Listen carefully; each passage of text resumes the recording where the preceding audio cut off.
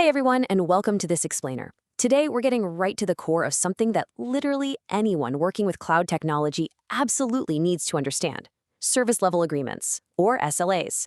Now, we're all constantly hit with these flashy sales pitches from cloud providers, right? They promise perfect performance, zero downtime, the whole shebang. But, expectation and reality are often two very different things. So let's dive right in and see exactly why those pitches need some strict scrutiny and how you can actually protect your business.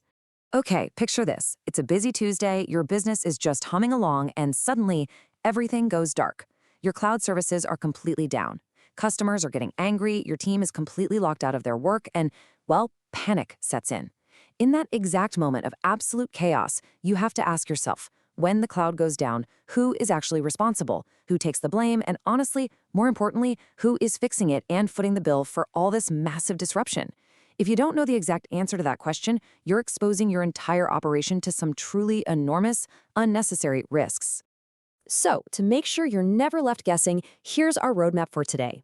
We'll be covering number 1, what exactly is an SLA? Number 2, the need for a written agreement. Number 3, key components of an SLA. Number 4, security and compliance standards. And finally, number 5, accountability and customer trust. All right, let's kick things off with section 1. What is an SLA? We are defining the contract. The absolute most important word for us to focus on right here is contract. An SLA, or service level agreement, isn't just some boring tech document or a slick marketing brochure or a generic instruction manual. No, it is a formal, legally binding contract between the cloud service provider, the CSP, and you, the customer. Look, cloud computing is essentially just renting computing power on somebody else's servers. You wouldn't rent a physical commercial building without an ironclad lease, right? Well, an SLA works the exact same way. It details precisely what services are expected, the performance metrics that absolutely must be met, and the legal responsibilities of both parties. Think of it as this formal protective shield that leaves literally zero confusion about what the provider is obligated to deliver for you day in and day out. Moving right along to section 2. The need for a written agreement. We're talking verbal versus written. Look, we've all been in that situation where an overly eager salesperson makes these grand promises just to win our business, right? Oh, we'll provide this, we'll do that, everything's going to be absolutely perfect. But what happens when you actually start using the service and things inevitably hit a snag? It's kind of like dealing with a bank. A rep might verbally brush you off and say, sure, yeah, your transfer will be done by tomorrow, don't worry about it. But if you ask them to put that exact promise in writing, suddenly they hesitate, they start consulting policies. Why? Because a written contract is a real legal safety net. Without it, your hands are pretty much completely tied. You literally cannot enforce penalties or hold back payments or recoup your lost revenue if the cloud provider just fails to deliver what they so casually promised over a handshake. So the golden rule to remember in basically any tech negotiation is this: don't take any verbal promises, get it in writing. Seriously, whether it's through a formal signature, some appended document, or even just a confirmed time-stamped email trail, you absolutely need a written record. It's the only real way to hold a provider legally accountable. In the rough and tumble world of business operations, a provider's verbal assurance is essentially meaningless if a server farm goes down and takes all your revenue down with it. When the provider knows you have their guarantees written down on paper, well, that's when you actually get their true attention and their best, most reliable service. Which brings us to section 3, key components of an SLA, the metrics that actually matter. 99.9%. This is arguably the single most famous metric in all of cloud computing. This number represents service availability, or what we usually call uptime. Uptime guarantees exactly how long your services will be up, running, and accessible to the outside world. And cloud providers absolutely love throwing this number around to sound incredibly reliable. But here's a fun fact for you. 99.9% uptime actually still allows for nearly 9 hours of permitted downtime over the course of a single year. If they fail to meet this specific number, well, it triggers your right to a penalty payout or service credit. So while 3 nines sounds great on a billboard, if your business runs 24/7, those 9 hours of downtime could still cost you an absolute fortune. But, availability alone doesn't really tell the whole story. I mean, let me ask you this. If your website takes 5 full minutes to load, what good is that uptime? Yes, okay, technically, the server hasn't crashed. It's officially up. But if the performance is so painfully slow that your customers are just abandoning their shopping carts and your employees can't even upload a necessary file, it's essentially useless. The lights are on, but nobody's home.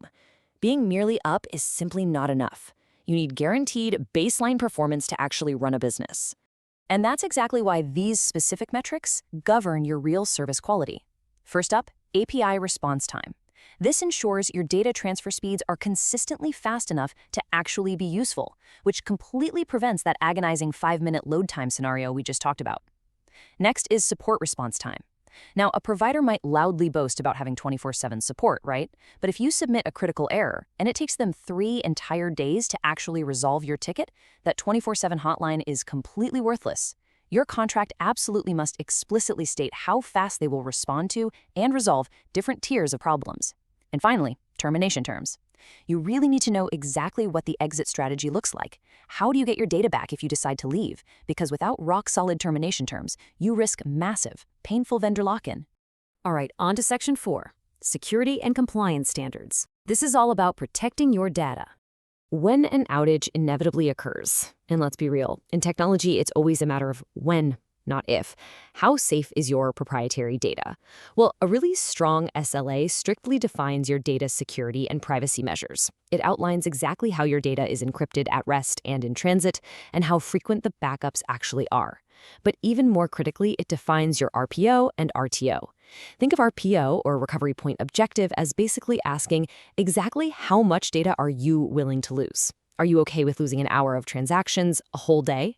And RTO, or Recovery Time Objective, is asking exactly how much time will it take for the provider to get your systems completely restored and running again. Without these clearly defined objectives written down, you could literally be left totally offline, just bleeding revenue for days on end. Furthermore, data security isn't just about keeping malicious hackers out. It's heavily about the law. Your cloud provider has to adhere to strict regulatory standards based on where your business actually operates and where your customers live.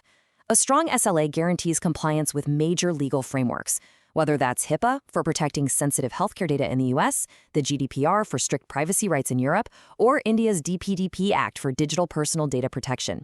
Your contract ensures that the provider is following the laws of the land.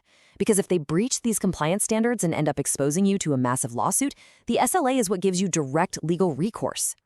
Which brings us to our final section, number 5, accountability and customer trust. Let's talk about real business outcomes. Let's actually trace what happens during a real-world failure. Step 1, an unexpected outage or a data breach occurs. Now, obviously, it's highly stressful, but because your business is prepared, you move right to Step 2. You review your predefined SLA terms. And because everything was already agreed upon in writing beforehand, there's no arguing, there's no finger pointing, and there's no ambiguous he said, she said nonsense. Which leads directly to Step 3. The cloud service provider is held fully accountable. If they fail to meet that required uptime or that mandated response time, they face a tangible penalty, and they must issue a refund or service credit straight out of their own pocket. This process is what transforms a cloudy, ambiguous relationship into one of strict, undeniable financial accountability. So, what is the crucial takeaway from all of this? A robust, predefined SLA is literally the absolute bedrock of reliability and customer trust. Modern businesses simply cannot operate at scale without knowing exactly what happens if the foundational technology goes wrong. If your entire global supply chain or your whole e-commerce platform is going to completely halt during a network outage, you just cannot afford to rely on verbal assurances or generic marketing claims.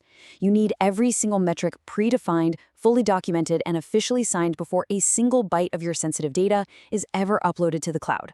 Which leaves us with one final, incredibly important question to ponder right now. How strong are your current cloud contracts, really? Are you genuinely protected by a detailed written safety net, or are you secretly just relying on the verbal promises of a smiling sales rep? I highly, highly encourage you to go review your SLAs today. Audit that uptime, verify those exact support response times, and ensure your business is truly protected against the unexpected. Thank you so much for joining me for this explainer. I really hope this empowered you to demand better from your cloud providers. Keep learning, keep questioning, and I'll catch you in the next one.